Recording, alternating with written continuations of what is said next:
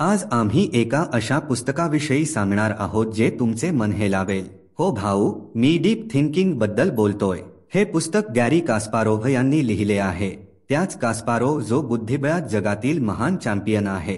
आता तुम्ही विचार करत असाल, भाऊ हा पाठलाग करणारा माणूस आम्हाला काय शिकवेल म्हणून सांगतो. हे पुस्तक केवळ बुद्धिबळाबद्दल नाही तर ते आर्टिफिशियल इंटेलिजन्स आई आणि मानवी बुद्धिमत्ता यांच्यातील संबंधांबद्दल आहे. मशीन्स आपले जीवन कसे बदलत आहेत आणि आपण या बदलाशी कसे जुळवून घेऊ शकतो हे कास्परोव्ह स्पष्ट करतात.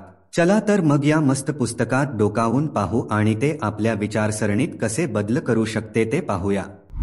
प्रमुख अध्यायांचा सारांश. Summary of key chapters. Chapter man versus machine, the match of the century. Kasparov प्रथम आम्हाला स्वतःच्या आणि IBMच्या सुपर कॉम्प्युटर डीप ब्लूमधील प्रसिद्ध बुद्धिबळ सामन्याबद्दल सांगतो. 1997 मध्ये झालेल्या या सामन्यात प्रथमच संगणकाने जागतिक बुद्धिबळ चॅम्पियनचा पराभव केला होता. हा सामना केवळ बुद्धिबळाचा नव्हता, तर तो मानवी बुद्धिमत्ता आणि यंत्रशक्ती यांच्यातील सामना होता, असे कास्परोव्ह सांगतात. त्याने मशीनच्या विरोधात आपली रणनीती कशी बनवली आणि शेवटी त्याला पराभवाचा सामना कसा करावा लागला हे तो सांगतो. Chapter the history of AI in chess. पुढील मनोरंजक प्रकरण आईच्या इतिहासाबद्दल आहे. कास्परोव्ह स्पष्ट करतात की शास्त्रज्ञ 1950 पासून बुद्धिबळ खेळणारे संगणक कसे तयार करण्याचा प्रयत्न करत होते. ते म्हणतात की सुरुवातीला हे संगणक खूप कमकुवत होते, पण हळूहळू त्यांची ताकद वाढत गेली. 1980च्या दशकात या संगणकांनी अगदी व्यावसायिक खेळाडूंनाही पराभूत करण्यास सुरुवात केली होती. Chapter the inner workings of chess computers. या प्रकरणात कास्पारोव्ह आपल्याला बुद्धिबळ संगणक कसे कार्य करतात ते सांगतात. ते म्हणतात की हे संगणक प्रत्येक हालचालीसाठी लाखो शक्यता तपासतात आणि नंतर सर्वोत्तम चाल निवडतात. ते म्हणतात की या संगणकांची ताकद त्यांच्या गती आणि स्मरणशक्तीमध्ये आहे. ते एका सेकंदात लाखो हालचालींचे विश्लेषण करू शकतात, जे मानवासाठी अशक्य आहे. Chapter human creativity versus machine power.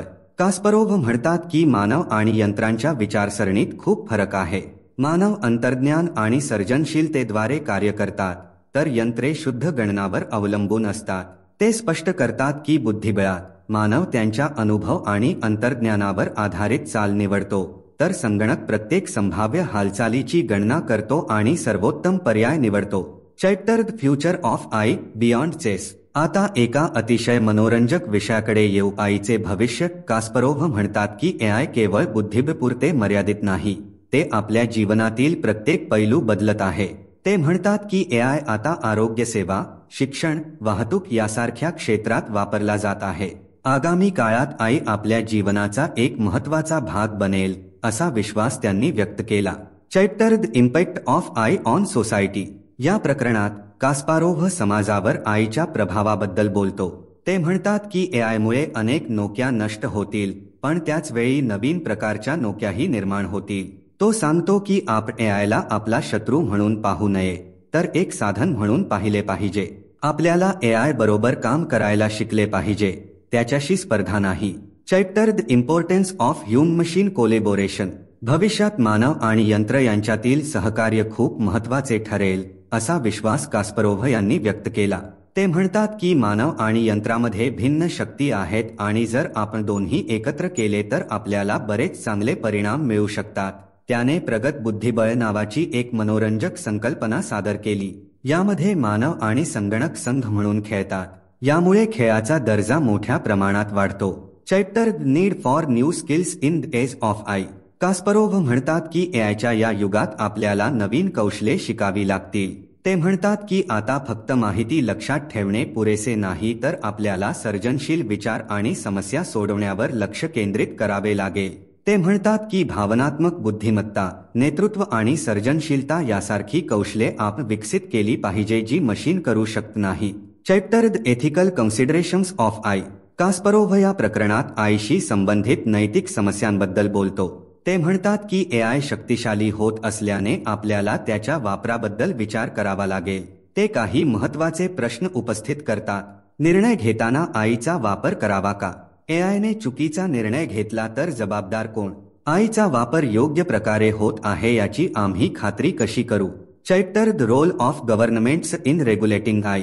शेवटच्या अध्यायात कास्परोव्ह एआयच्या नियमनाबद्दल बोलतो. ते म्हणतात की सरकारांना एआयचा विकास आणि वापर नियंत्रित करण्यासाठी धोरणे बनवावी लागतील. ते स्पष्ट करतात की या धोरणांचा उद्देश आयचे जास्तीत जास्त फायदे मिळवणे आणि जोखीम कमी करणे हे असले पाहिजे. शिवाय या धोरणांनी नवनिर्मितीला प्रोत्साहन दिले पाहिजे. हे डीप थिंकिंगचे मुख्य प्रकरण होते. कास्परोव्ह यांनी या पुस्तकात आय आणि मानवी बुद्धिमत्ता यांच्यातील संबंधांच्या प्रत्येक पैलूला स्पर्श केला आहे.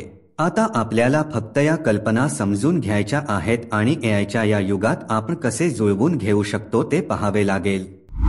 विश्लेषण ॲनालिसिस. डीप थिंकिंग हे एक पुस्तक आहे जे तुम्हाला आय बद्दल खोलवर विचार करायला लावते. कास्परोव्ह यांनी मांडलेले विचार अद्वितीय आणि विचार करायला लावणारे आहेत. एआय आणि मानवी बुद्धिमत्ता यांच्यातील संबंधांकडे त्यांनी नव्या दृष्टिकोनातून पाहिले आहे.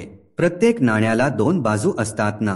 काही जण म्हणतील की कास्परोव्हचा दृष्टिकोन खूप आशावादी आहे आणि हो, आय बद्दल काही चिंता आहेत ज्यांच्यावर कदाचित पुढील चर्चा आवश्यक आहे. जर तुम्हाला आय आणि त्याच्या भविष्यातील परिणामाबद्दल जाणून घ्यायचे असेल तर हे पुस्तक चांगली सुरुवात होऊ शकते. कास्परोव्हचे अनुभव आणि अंतर्दृष्टी खरोखरच मौल्यवान आहे. फक्त लक्षात ठेवा, एखादे पुस्तक वाचणे पुरेसे नाही, तर या कल्पनांवर विचार करणे आणि त्यावर चर्चा करणे देखील महत्त्वाचे आहे. तरच आपण आईच्या या नव्या युगासाठी स्वतःला तयार करू शकू. निष्कर्ष कन्क्लुजन. डीप थिंकिंग हे एआय आणि मानव यांच्यातील संबंधांना नवा दृष्टिकोन देणारे पुस्तक आहे. कास्पारोव्ह त्याच्या अनुभवावरून सांगतो की एआय आपले जीवन कसे बदलत आहे आणि आपल्याला त्याच्याशी कसे जुळवून घ्यावे लागेल. लक्षात ठेवा, एआयला तुमचा शत्रू म्हणून पाहता एक साधन म्हणून पाहिले पाहिजे. आम्हाला नवीन कौशल्ये शिकावी लागतील आणि आईसोबत काम करायला शिकावे लागेल. हे पुस्तक आपल्याला आईच्या युगासाठी तयार करते आणि विचार करण्याची नवीन पद्धत शिकवते. चला तर मग या नव्या युगात आपले स्थान निर्माण करण्यासाठी सज्ज होऊया. तर मित्रांनो, तुम्हाला आजची बुक रिव्ह्यू कशी वाटली ते आम्हाला कमेंट करून सांगा आणि जर तुम्हाला कोणती बुक रिव्ह्यू ऐकायची असेल तर आम्हाला जरूर कळवा. रिव्ह्यू शेवटपर्यंत ऐकल्याबद्दल धन्यवाद. आपण dybooks.in वर अशा अनेक पुस्तकांची बुक रिव्ह्यू देखील वाचू शकता.